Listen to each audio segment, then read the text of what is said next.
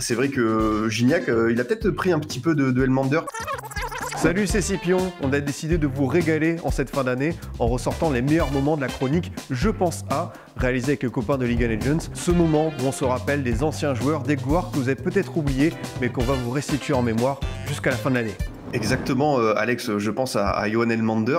Et tu l'as dit, l'affiliation avec Gignac est intéressante parce que Gignac est là lors de la dernière saison d'Elmander avant qu'il signe à Bolton et devienne le transfert le plus cher de l'histoire du TFC. Et d'ailleurs, ce serait intéressant de demander à Gignac, mais je pense que Combien c'est 13 millions d'euros, je crois. Oui, quand même. De mémoire. Ah, c'est Bolton Wanderers, hein, ça aussi. Je pense que s'il y avait une première Ligue des Jeunes, je pense qu'il y aurait des mecs de cette équipe. Blague à part. C'est vrai que Gignac, il a peut-être pris un petit peu de Elmander. Pourquoi c'est un joueur intéressant à observer? Je pense que déjà, il y a un style de joueur qui est assez singulier.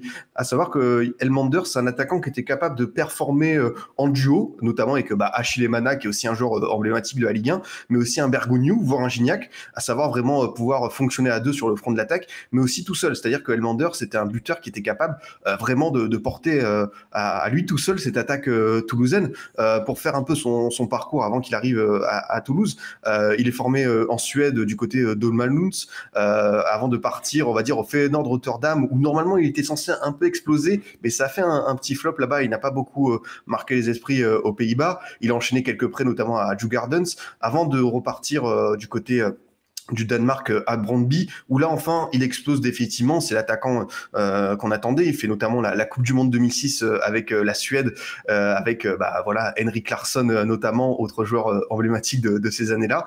Et Toulouse finit par le repérer, lui faire confiance. Elmander du côté du TFC, Amaury, si tu peux envoyer les stats s'il te plaît. C'est peut-être pas l'attaquant le plus prolifique qu'on ait eu dans la Ligue 1, mais il faut savoir que c'était une Ligue 1 où à cette époque, si tu mettais 15 buts comme Paoletta une saison, tu pouvais terminer meilleur buteur. Donc c'était une Ligue 1 où les défenses étaient quand même assez difficiles à manœuvrer. Je pense que Fred pourra nous dire quelques anecdotes, mais Elmander termine quand même avec 22 buts et quelques passes décisives lors de cette saison-là et de ces deux saisons-là. Équipe type UNFP en 2007 et quelques moments marquants. C'est vrai que Elmander au TFC, il a notamment été élu dans l'équipe de légende du TFC par les supporters du club. Vous avez eu quelques gros attaquants, hein. Ils ont eu quelques gros attaquants. C'est vrai que c'est une équipe qui a pu compter sur des bons buteurs, encore récemment avec Ben Yedder et Braithwaite. Mais Elmander, c'est vrai qu'il y avait ce sentiment que c'était un attaquant qui pouvait marquer à tout moment. Dans le style de jeu, en fait, je trouve aussi que c'était un attaquant qui était assez complet, à savoir quelqu'un qui pouvait être d'une rare finesse, qui vraiment, dans les 1 contre 1, pouvait dribbler, se jouer du gardien, mais aussi qui était d'une combativité incroyable. C'est-à-dire c'est un attaquant qui ne lâchait rien. Amaury, je vais de nouveau te solliciter si tu peux me montrer le but contre Lyon, qui est assez, on va dire, symbolique de l'attaquant qui ne lâchait vraiment rien jusqu'à la dernière minute, parce que c'est un buteur qui n'hésitait jamais à sentir le coup, à tout donner pour aller chercher ce petit but. Boricola dans le chat parle de son triplé contre Bordeaux, et c'est vrai que ça prouve à quel point c'est un attaquant qui des fois faisait des choses tout seul. Petit contexte, derby de la Garonne, Bordeaux-Toulouse 2007-2008. Bordeaux mène 3-0. Wendel marque notamment un triplé ce jour-là. Et Toulouse parvient à revenir à 3-3 grâce à un triplé de Elmander qui est en grande forme ce jour-là. Bon, pour l'anecdote, Vous évidemment, gagnez, Bordeaux.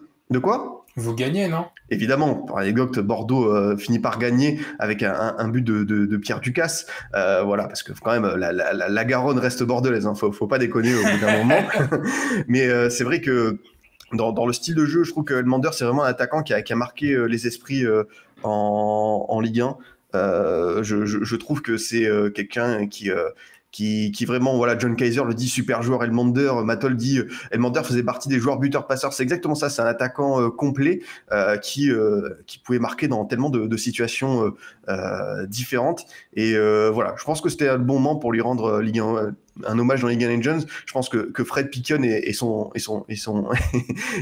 enfant peuvent en témoigner du joueur fantastique qu'était Elmander.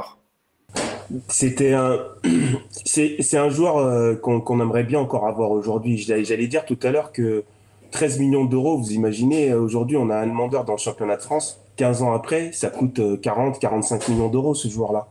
Et c'est vrai que quand il était à Toulouse, on avait c'était toujours c'était pas des parties de plaisir pour parler avec les défenseurs contre lesquels il pouvait jouer. Bah, c'était un garçon, tu pouvais lui donner le ballon dos au jeu, et ben, il pouvait garder le ballon, il pouvait se retourner, il pouvait jouer aussi techniquement, il avait cette facilité à pouvoir orienter le jeu facilement, il avait les deux pieds, il avait un super jeu de tête, et je pense que c'est pour ça qu'il a été en première ligue et ça a réussi. Mais voilà, ça a été vraiment une belle trouvaille pour Toulouse et sur un super attaquant qui est passé par notre championnat de France, encore une fois. Et c'est ce que dit Matoel sur le chat. Elmander faisait partie des joueurs buteurs-passeurs parce que quand tu regardes ces statistiques, effectivement, déjà dans une Ligue 1 qui était quand même plus fermée, comme on l'avait dit en début d'émission qu'aujourd'hui, il a marqué quoi, 28 buts à Toulouse, 29 je crois, je sais plus. 28 toutes compétitions confondues et 22 en Ligue 1. 22 en Ligue 1, par contre, en combien de saisons? 2 saisons. 2 saisons. Ah bah tiens, il y a des stats qui s'affichent. Voilà. Et mais voilà, tu vois, regarde, il est quasiment en double-double. Tu parlais d'NBA tout à l'heure, Fred. 22 buts, 8 passes décisives en 64 matchs de Ligue 1. Et le nombre aussi de passes clés, ça c'est pas comptabilisé. C'est dommage que cette stat-là soit pas trop comptabilisée. Mais c'est vrai que tu voyais que c'était un vrai attaquant pivot, mais pas dans le sens déviation du terme où il va aller sauter, jumper, mettre sa tête pour décaler son deuxième attaquant et le lancer dans la profondeur. Non, c'était un vrai pivot qui n'hésitait pas à prendre la balle, à décrocher à 30-35 mètres, à prendre la balle, à orienter le jeu, à lancer ses ailiers, à lancer Bergoudiou, je crois, et vraiment orienter le jeu, à apporter dans le jeu. Donc c'était vraiment un attaquant meneur en fait à l'époque. Et je pense que dans une Ligue 1 aujourd'hui beaucoup plus ouverte ou quoi que ce soit, ces statistiques n'auraient pas été les mêmes.